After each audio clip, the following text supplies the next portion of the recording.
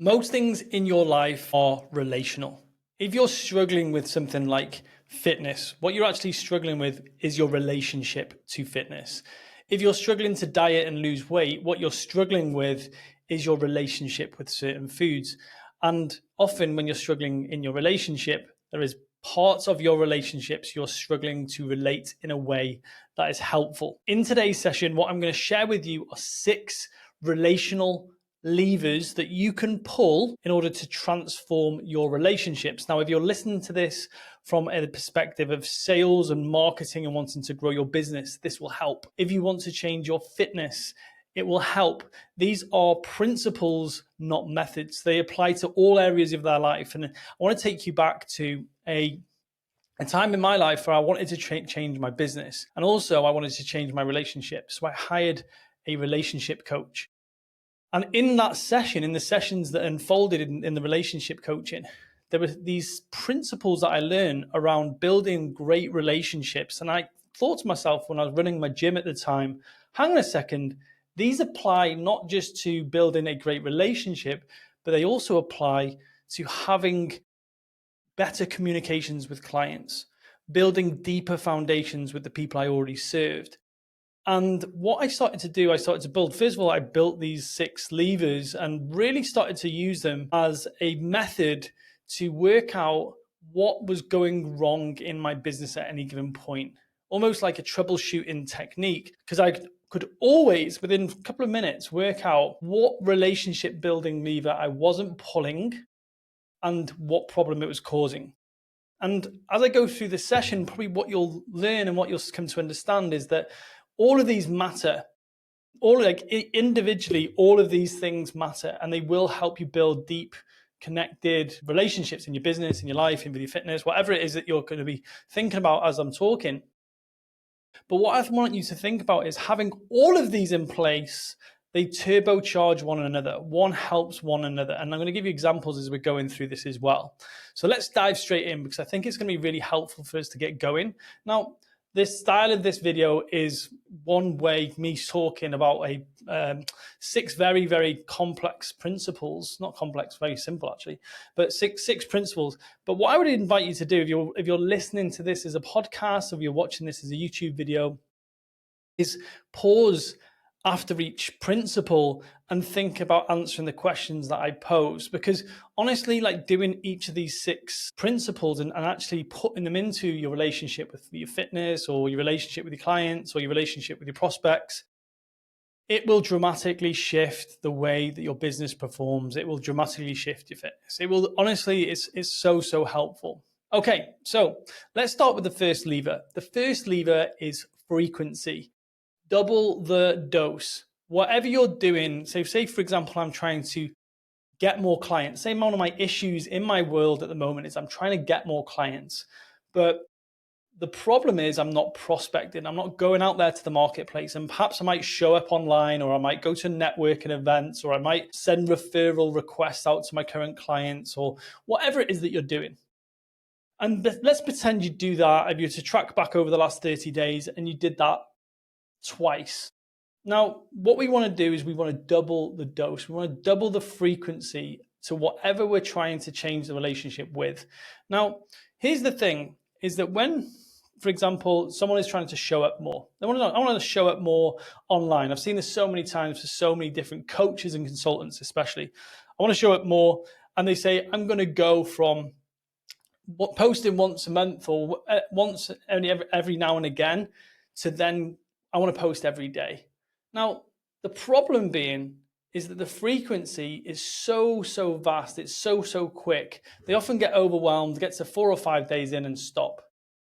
So this is why double the dose is such an important mechanism. If you've been posting once a week, shoot for 2. If you've been posting twice a week, shoot for 4. Now, what this does is frequency is Mother Nature's bonding tool. We can't help but bond with people that we see frequently. Now, if you look at this in a relationship context, one of the biggest problems that, especially looking at my relationship with Poppy, is that we didn't have enough quality time. We actually had very few frequencies of quality time. We saw each other, we spent time together, we lived in the same house, but there was only like a couple of times a month where we were having frequently deep connection. And that was when our relationship was at its worst. And just by doubling the dose, just by being more frequent with the quality of the time that we had with one another, it improved our relationship exponentially. And the Gottman Institute talk about this, is that we started missing each other's bids for connection and stuff like that. So just by frequency, just really just making sure that we had frequency, our relationship drastically increased. And so what we did is we scheduled a coffee meet every morning at 9:15. Yeah, so what we did is popped it in the calendar, a bit of structural discipline. So it was in the calendar. She's my most important person in my life. So I wanted to make sure we had the structures around that to make sure that I could actually see her every day for quality time. And what happened? We went from 0 to 5. It lasted for about 2 weeks, and then we dropped off because it was too frequent too soon. So then we went to like 2 or 3. And then what happened is when we hit 2 or 3, we then got to 4 and 5. And so now we have a daily meeting. So what I'm trying to share with you, that if you're trying to change something with a relationship with something, first look at the frequency and ask yourself that question: where can we double the dose? So if you're prospecting, go from prospecting for 1 hour a week to 2 sessions a week to 4. And this will dramatically shift the way that you get going. It will build your relationship with it. And it's the same with training. If you think about your fitness world, if you haven't trained for years and then you try to go to the gym every day, it'll be too much too soon. But if you go from 0 to 1 and just do once a week for 2 weeks in a row, then go from 1 to 2, it's far more likely that you will sustain the relationship with that thing. So think about where can you be more frequent with the thing that you're trying to change your relationship with. Okay, that's the first one. The second one is proximity. Proximity is about being around people when they need you most. So it's about having that thing ready around you when you need it most. It's like, for example, there's the 7-11-4 rule that Daniel Priestley talks about, and he talks about being omnipresent.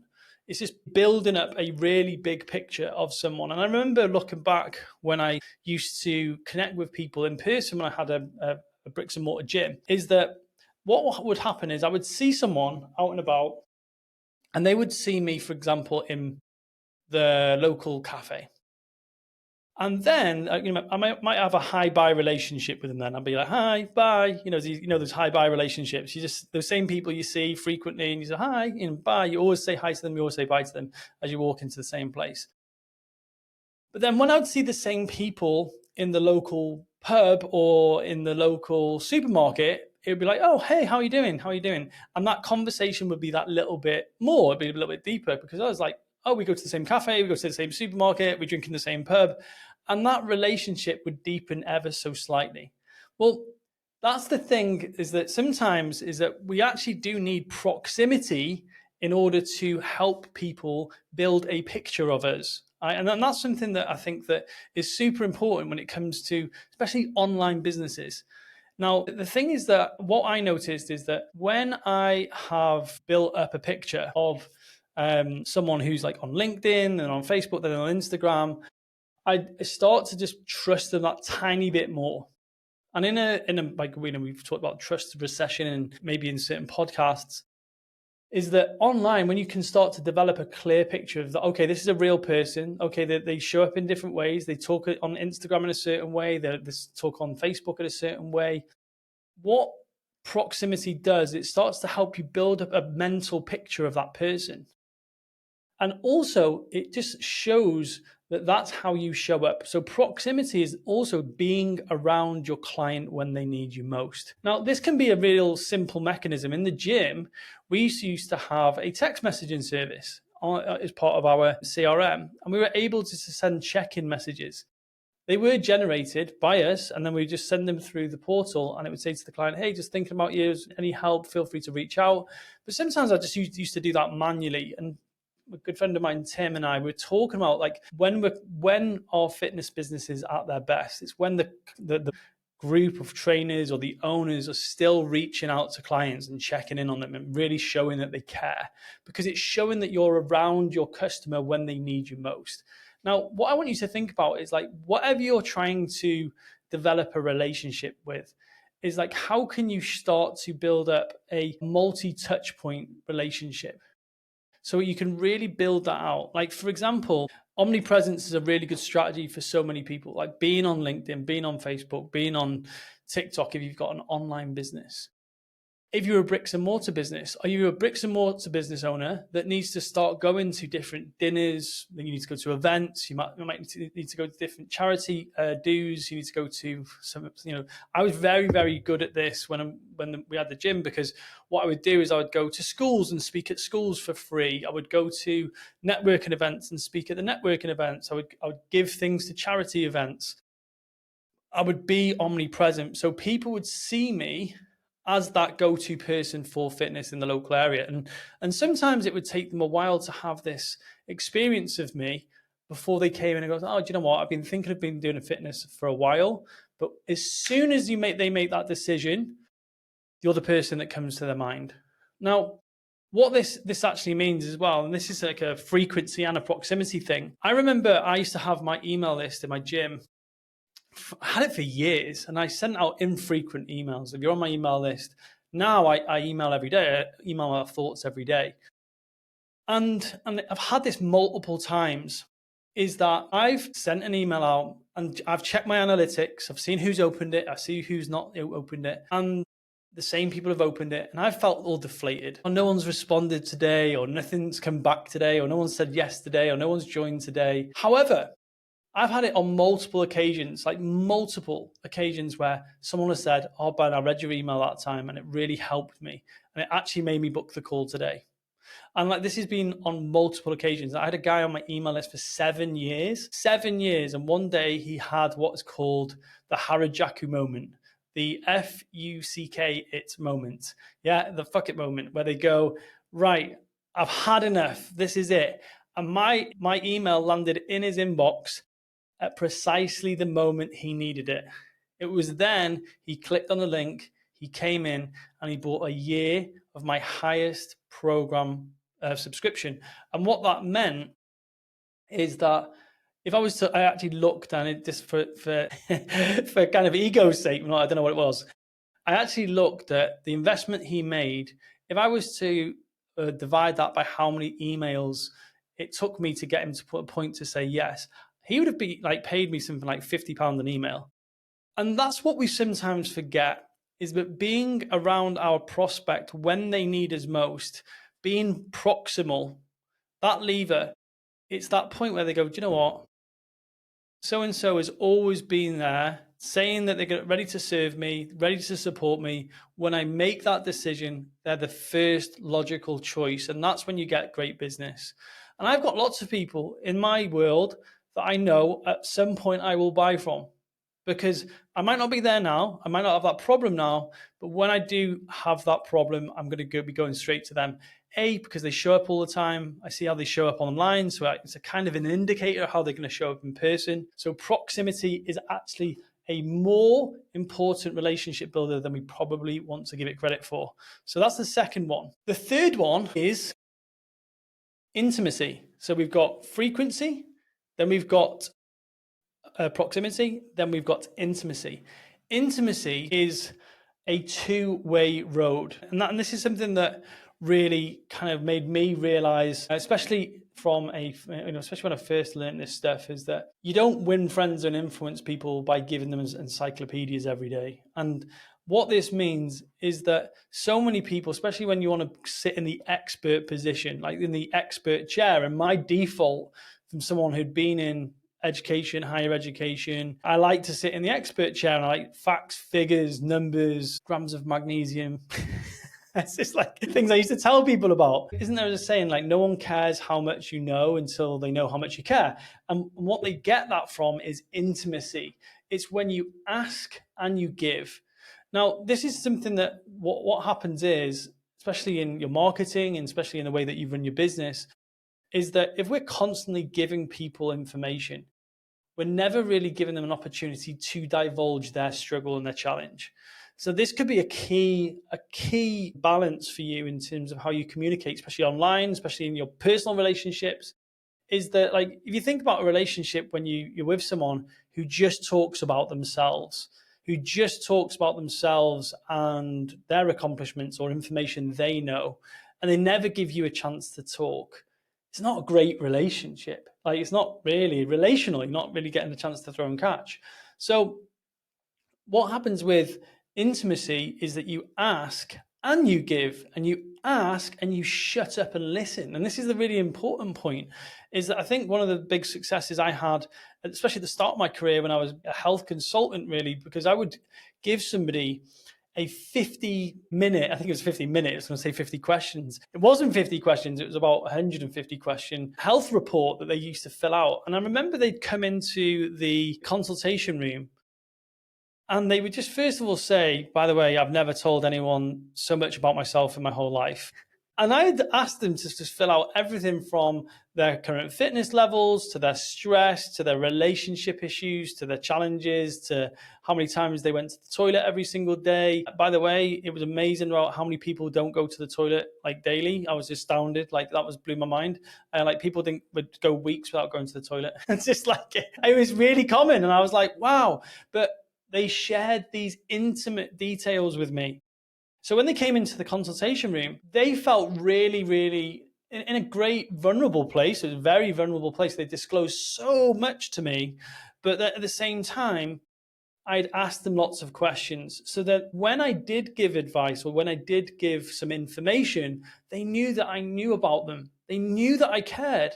And I'm a very caring, very, very caring guy. I really care about my clients. I remember they'd disclosed so much to me, and I'd sat the night before, I'd gone through the whole form. It took me time to look through it. But those sessions, my close rate was huge. Like, it was very, very rare that someone would go and have one of those sessions and not buy from me. It was very, very rare. Like, even just checking in with myself there, that was such an interesting experience because there was so much intimacy in those sessions. And that's the third lever, is that we not just give people information. And I think we can all drop into this sometimes where we're constantly giving and giving and giving. But this is what's so great about coaching, is that sometimes on a call, I will talk for 5 to 10% of the call, and my client will just be divulging and sharing and opening up. And it's sometimes the medicine is just that they're sharing with me something that they've never told anyone else before. They've never disclosed. They've never said out loud. And that's the magic. And it sounds like, it's on my behalf, it's quite easy, but it's just that just by saying these things like their big wild dreams or some of their biggest obstacles or something that they're fearful about, which is super illogical, that happened in their childhood, whatever it might be, is just saying it and disclosing it and sharing it just creates that intimacy. And that, if you think about this, what it does, it creates a bond. And all these things are bonding tools. Like frequency, it's a bonding tool. Proximity, bonding tool. Intimacy, bonding tool. So where are you asking and giving information? So ask for information. And, even just like a real pragmatic strategy, you see people ask me anything. Ask me anything on Instagram, like just something simple. I just realized I never do those. I'll just give information. We are always learning. So there's the first three. Next one, which is variety. It's variety. Now, this is where I think that we can all drop into, just because we've done something in a certain way, that it works and it will always work. And it's a real poor mindset, because honestly, especially in the ever-changing landscape of social media and the way that we market these days, is that variety is that we are often selling the same thing. And sometimes we sell something, we market in a certain way, and we run it, and people actually start to switch off to our messaging, but we're still selling the same thing. I've been selling leadership coaching pretty much for the last 10 years. However, the way that I've gone about sharing that message has been very different. And the previous 10 years to that, I sold 6-week fitness camp into year-long commitments. I sold the same thing for a 10-year period, but the way that I talked about it was drastically different. So variety is saying the same thing in a different way. It's bringing variety to that relationship. Like even I remember when we were doing the 6-week challenge as part of our gym, we had the 6-week challenge, we had the 42-day challenge, we had the fast 50.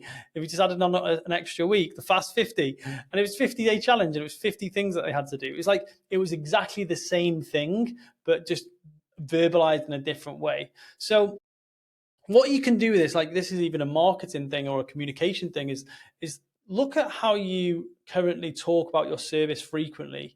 And all you do is you say, well, what 10 ways could I talk about this differently? And talk about it in different ways. And what you'll often find is you'll get a much better, what's the called, like received communication from clients.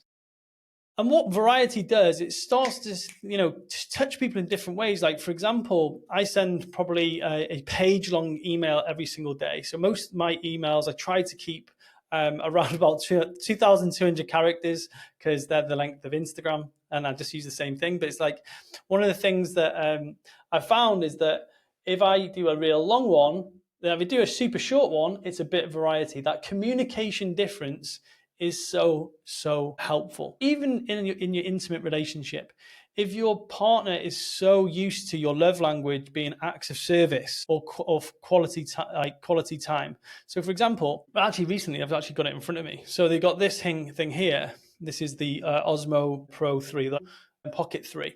And I bought this for Poppy just out of the blue. I was like, she early birthday present. I knew that she wanted to start recording a vlog. And I bought her a random gift, and came and she was like made up by it because she's so used to me giving her quality time, physical touch, words of affirmation as our relational building languages. And just like that, acts of gifts, gift giving, not my forte, not something I do frequently, but I did that differently. And like just that change was so well received for her. It meant so much to her. That was because it was variety as well. It was just a bit out of the ordinary. So she was like, "Oh, I think I can get used to this."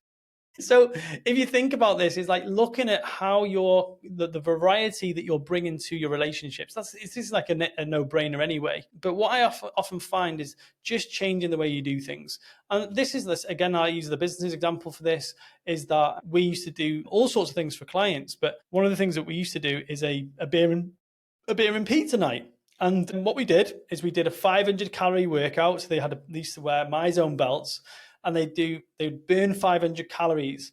And as soon as they burnt 500 calories in the workout, we'd all go and have beer, champagne, and pizza in the foyer, in the reception area. And clients used to love it. It was so amazing. You see people like literally die for beer and pizza. It's like you've never seen anyone work as hard as knowing that they can work hard because they're about to get a beer and some pizza.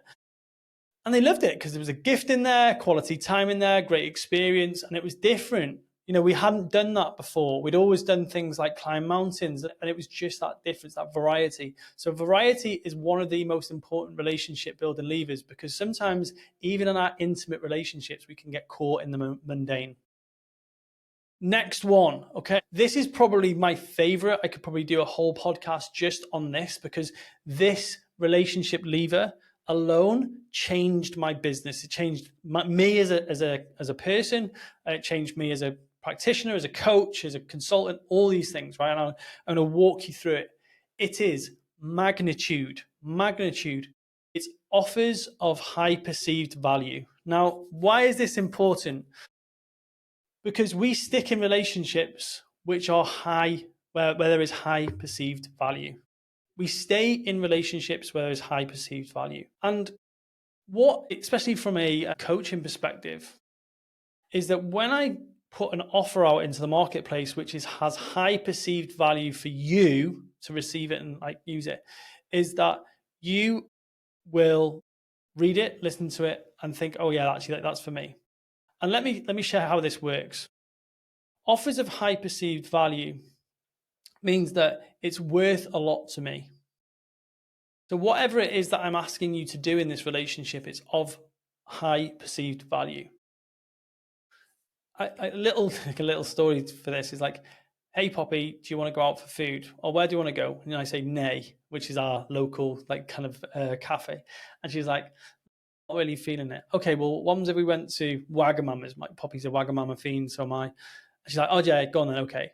It's of higher perceived value than going to our local eatery. And so there was actually like a ladder with magnitude. And when we can start to think like this, as especially as like coaches, consultants, anyone who works in a relationship-based business, is when we start to think like this, our whole business changes. Like, really take the time to listen to this because it's so important. The first thing is solve a bigger problem. So what we used to find in the gym, I used to say to people, hey, do you want to lose the first stone? That was kind of what we sold for the 6-week challenge. Hey, do you want to lose your first stone? And that was our marketing. Most of our marketing is like, hey, we'll help you lose your first stone. Come to Fast Way to Fitness, yada, yada. We'll help you lose your first stone. And then what we realized is that when we were marketing and we put out like a huge amount of paid ads, there were people on our list that didn't want to just lose 1 stone. They wanted to lose 5 or 6. So every single month on my email list, I would send out an email saying, hey, are you looking to lose over 5 stone? I've got something that might help you. And every single month, someone would get back in touch. They'd always get back in touch saying, actually, do you know what? I saw your advert for losing the first stone, but actually that's not, I've got a much bigger problem. I'm 6, 7, 8 stone overweight, and I'm really scared of going to the gym. And that was a really, really effective strategy. It was solving a bigger problem. The same thinking is that solve the same problem you solve for someone who it's a bigger issue for. Now, I was solving a weight loss problem for general population, anyone from mothers, managers, business leaders. We had millionaires in our gym, all sorts of different people. But then I really focused in on actually, who am I really, really, really qualified to help solve their problems? And one of the things I looked at, a lot of my personal clients, my coaching clients were in the legal profession, really random one, the legal profession, like lawyers, solicitors. And after really getting under the hood, their energy, their time, and their effectiveness was really costly, especially when they billed at £500 plus per hour. If they didn't have the right energy, if their motivation was low, if they felt like rubbish, if they weren't performing, that was a costly amount of money. So it was a really easy thing to do, is to actually just say, hey, are you a lawyer, a solicitor, someone who wants to get a grip of their fitness? I'd love to work with you. And my first coaching practice was solving the same problem, which was health and weight loss and body transformation, but for lawyers. And as I did this, I was able to charge more, because what happened is the actual outcome, the value of the outcome was bigger, because they would was so much more valuable for them. So what that meant was that I charged higher fees.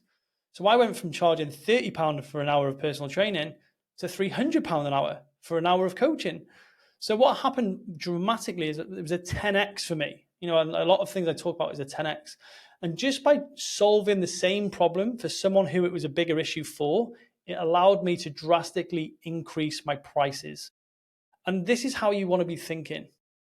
And this is something that I was talking with a client yesterday, and she's coaching in the menopause space. And she's been a business executive for a long time. And we were talking on a coaching call. I was like, hey, by the way, you're not a menopause a mentor who just happens to have a business. You're a business leader who can help someone with their business and help them get through the menopause. That was, menopause for so many women who are leading businesses, who are worried about their mental health, their emotional health, their physical health. That's a big mental bandwidth that they maybe apply into that. And if there's somebody that can specialize in helping them close that gap so they can focus on being the best leader possible, being the best mum possible, balancing everything else they've got to help, that's really, really valuable. It's the same problem, but it's someone who it's a bigger issue for. All women go through the menopause. But at the same time, is that those who are leading a team, it's a bigger issue if menopause really, really does mess with their emotional, mental, physical health, because they're like, I can't possibly afford to lose her actual business is called She's Gone Mad. Sam's been on the podcast, but it's like, I can't afford to lose my shit right now. That's really, really a big problem for me. So what What was really helpful is the same problem that she solved, but for someone who it's a bigger issue for. The third thing with magnitude is to add value. Now, this is where you're making someone an offer to, like, going back to the analogy of Poppy and I going for food. Like, hey, do you want to go and if we go for food tonight, we can go to a nice restaurant. Oh no, I can't be bothered. Oh, come on, we'll have pudding. And then Poppy will go, okay, yeah, we'll go. And what that does is just adding that little bit of value. We can have pudding as well. We don't ever say that. That's like an example. But it's that extra little bit of value can be such a big, big lever when it comes to people moving forward into a relationship with you. And now think about this. How can you add extreme amounts of value without adding cost? Now, this is something that I think is a really, really important thing. So when I first discovered value adding, I used to do it badly. And I actually consulted with quite a few fitness businesses back in the day when they were doing things like buying Fitbits for clients and buying things that were never going to get used. And, some people are adding like hundreds of pounds worth of value adds, which was actually hammering their bottom line. So what you actually want to think about is, how can I add value without adding cost? Fourth one with magnitude is raise your prices. People pay attention to things that they pay for. People pay more attention to things that they pay more for. This was really helpful for so many of my clients, is that they were expecting people to adhere to programs, yet they were charging minimal fees.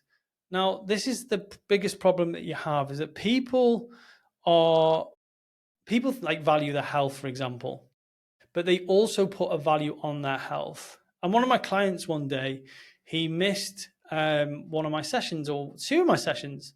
And he said, the problem with you, Ben, is you're expensive. It's just like, I turned around and I said to him, I was like, dude, I'm not expensive enough, because you spend twice as much on your Range Rover as you do on the personal training.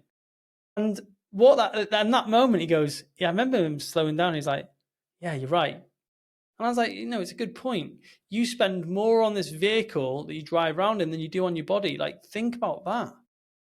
And there was so many people that would drive up to my gym in Range Rovers and then tell me that fitness was expensive, £100 a month or £500 a month, whatever they were spending, because they had put an assigned value to that. What I've often found is, when I've raised my prices, it's often been a filter for the clients that I've been able to have a relationship with. The best clients I've had are my highest paying clients. The people I've given things for free for have been the biggest pains in the ass. And I'm not saying that this is like, if you're a business owner, you'll understand this, is that people who pay the least expect the most, and people that pay the most expect the least. And it's a very strange dichotomy, but I say one or two things to my highest paying clients and they treat it like gold. And this is just something I've learned about magnitude, is that they assign value to that relationship. They assign value to the things that you say. So that's why I'm able to sit on a coaching call and speak for 10% of the call. Of that 10%, that's the thing that causes a 90% change. And that's effective coaching. For me, anyway, I find that very effective, and clients do too. So that's magnitude. Solve a bigger problem. Solve the same problem for someone who it's a bigger issue for. Add value or raise price. When we increase the magnitude of the offers that we make with our people that we're trying to relate to, then what happens is that we get much deeper relationships. The final one is longevity.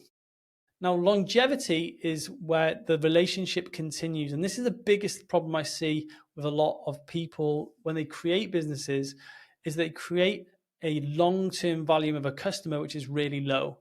They try and solve all the problems in the first week, 6 weeks, 12 weeks, overpromise, and there isn't no opportunity for a long-term relationship.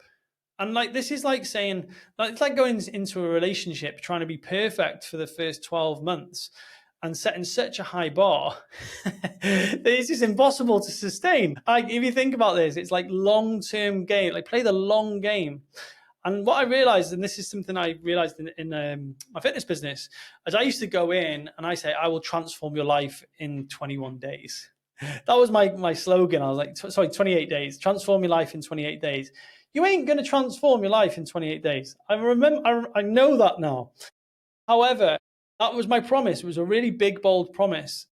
And the problem is the only way I could get somebody to transform drastically in 28 days was to put them on a detox diet. Now, looking back, I look back and go, yeah, actually, there was quite unethical in terms of like there was no alcohol, no wheat, no dairy, no processed food, and no sugar. Is there some truth to getting rid of those things out of your diet? Yes, get rid of the majority of those in large proportions out of your diet. You're good. No alcohol, reduce alcohol. Good. No processed food. Yeah, minimally processed food. Great to reduce your diet. Not too much dairy because it's like, if for some people it's problematic. Things like wheat, reducing that and having other foods like potatoes and rice, good thing. And then the final one, sugar, reduce sugar. All of those things over 6 months, 12 months, reducing those things were a great idea. I used to try and get people to do it in 28 days. And what happened is it burnt people because people would be they would do it for 28 days and lose a drastic amount of fat, but then not be able to sustain it, or they would just see it as impossible and just never commit to anything. They'd feel like a failure, another diet that they failed on. And what happened this was when I first started in body transformation, because I was like, I can stick to it, so why can't you? And longevity for me was like, actually, I want to do those same things with people or very similar, but I want you to do it over a longer period of time. I want you to do it over 6 or 12 months or 3 years. And this is where we start to talk about the idea of a 3-year customer. 5-year customer, 10-year customer. There's customers at my gym now, which I've sold, which have outlived me, which is great. The long-term value of the customer was so high, it allowed us to spend more to acquire them in terms of time, ad spend, all sorts of stuff. So when it comes to longevity, we want clients that refer, re-sign, and reactivate. They're the 3 things, especially from a marketing standpoint, from a relationship standpoint, that refer, like clients that refer. You give people such a great experience. They value your relationship so much that they refer you. As Jay Abraham says, I want to become your trusted advisor. And this is something that he talked about in his referral boot camp, is that you sit down with a client and you say, I want to become so valuable to you. I want you to find me so helpful, so trustworthy that you refer me to your friends and your family. He would tell clients that. And I would say to clients, I was like, I want my coaching with you to be so helpful that you tell everyone about me. I don't want to become your hidden gem.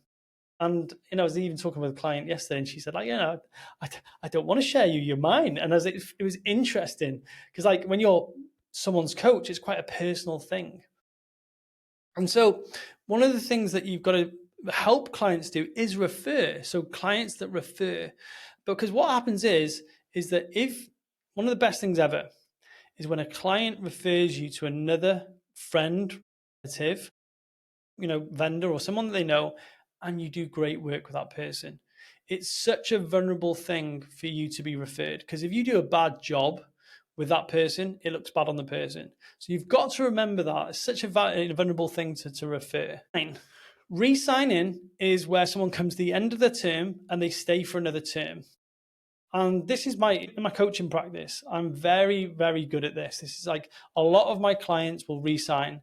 They will do a term with me. They'll either go straight into a second term, they'll go straight into a third term. I've had 2 to 3 year clients already.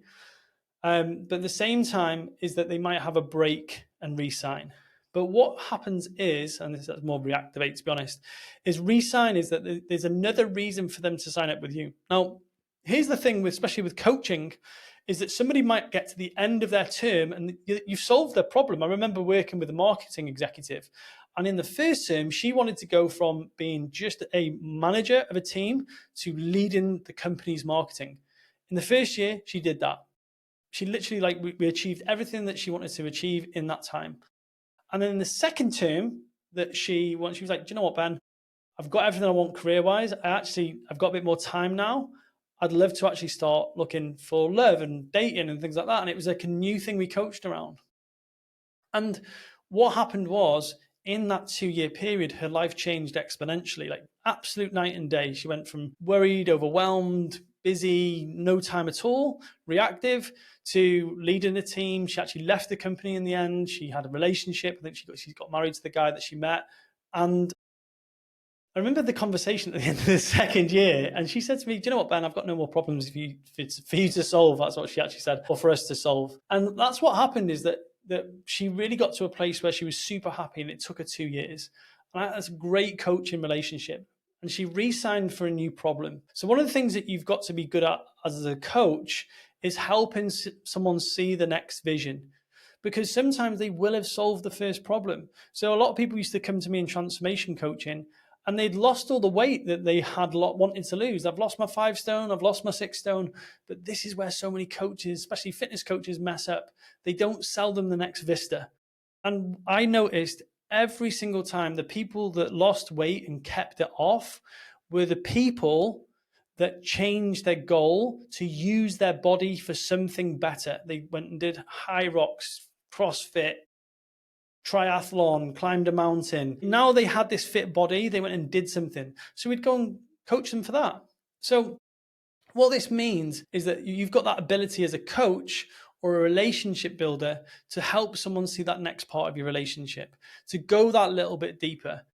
And sometimes it can be more intimate. Like if you think about it, the marketing lady that I was talking about, first year it was fairly like surface level coaching around, communication, around business, around career. And then it was a way more vulnerable ask for her to say, "Hey, I'm looking for love. I was thinking about talking to someone about this, but why not you?"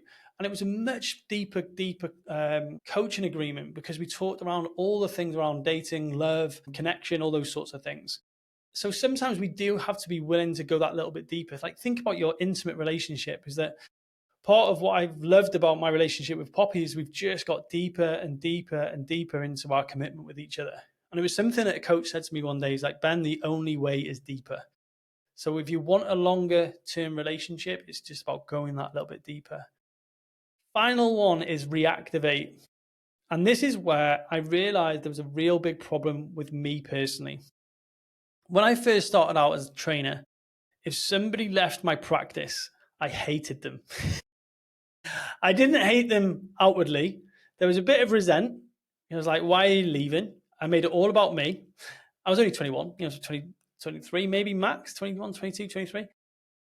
I was so personally offended when someone left me.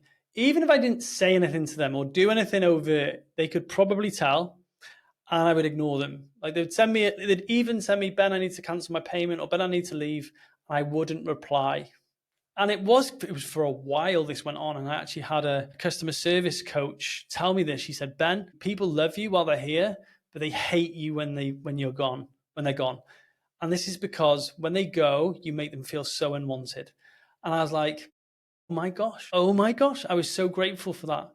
Is that when they left out the door, I made them feel so unwelcome to come back. And the problem being is that even if I didn't make them feel like neutral, I just didn't acknowledge that they wanted to go. I just cancelled the payment. And this was terrible practice. Now, there's a study done and it's actually a really interesting study where they compare 2 types of surgeries, a bowel surgery, and one has a terrible ending, it's painful, and one is longer but has a nice ending. Which surgery do people report as the best surgery? It's the one that is like 3 or 4 times as long, but it doesn't have a painful finish. Whereas like the other one has a really acute, painful finish, and they hate that. What this is like to demonstrate is we actually look at through the lens of our final experience on something. So if someone has a great experience with you and their relationship is great with you, but there's something at the end of that relationship that goes badly, they frame that whole experience through that lens. They look through that lens at your whole relationship. That's often why when we look back at relationships with our ex-partners, we just look back with such downright horrible experiences, and like it taints the whole relationship when it's probably just the end that was poor. So what we've got to do is we've got to have a mechanism to help us look at the relationship through a different lens. And we actually created something at Fast called a happy ending policy. And no, we didn't do anything untowards with our clients. We just had this thing that when people were leaving, we gave them a happy ending, a great experience. And sometimes it was even like, hey, listen, your payment's about to come out tomorrow. I'm going to pause that. And what I'm going to do is that if you were to come back, I'm going to credit that to an annual program. So I'd make it 10 times easier for them to come back. It's like, hey, by the way, Mary, I've just seen your payment's about to come out tomorrow. We're not gonna hold you to that because you've obviously want to leave. What we're gonna do is that if you want to come back in the next 6 months, you can have the first 30 days on us. And the amount of people that came back was unreal. Like, we had so many people that came back to Fast Way to Fitness because of that happy ending policy, because the door was as wide open as they left as when they wanted to come back. We got rid of that, any embarrassment, bad feeling, or the thing that often gets in the way of people getting back into a relationship. Because if you think about this from a relationship perspective, it's often that feeling of how the relationship was last seen, which stops us from going back to something. It's like we have a bad meal, we never go back to a restaurant. Oh yeah, I would. Let's go back to that. Oh no, last time we had a bad meal there. It stops you from going back. So think about this when it comes to relationships, even like with a workout. We're talking about having a relationship with your fitness. Just because you've done one bad workout, it doesn't mean all the other workouts were bad. And so that's where we've got to have that ability to work through that and have a mechanism for that, a way to reactivate. So get rid of the thing that the block in front of reactivating clients, reactivating relationships, then also making offers for people to come back easily. And that's like, offering ways to re-engage with you really easily. And I think that's something that, again, I've always been very, very good at. So these have been 6 relationship building levers. You can pull them in your business and they make a dramatic difference to your clients, your relationships, how deep you go. Coaching is relational. This is like how I work with clients. I look at the relationships that they have with different things in their life. And when we can clarify what lever we're trying to pull, we can often actually remove a lot of the problems they're currently experiencing. Just give you one example before I finish. One of the things that I noticed recently is a client of mine went from having a small practice to a big practice, and they were trying to use an intimacy lever to communicate with their clients, but they needed a big lever. They needed to communicate frequently with all of their clients. And just by shifting this, it was a drastic shift in the relationships that they had with their clients. Think about things like this. It's such a nice frame to look at, and it also helps you remedy so many problems you're probably currently having in your business, your life, or even your fitness.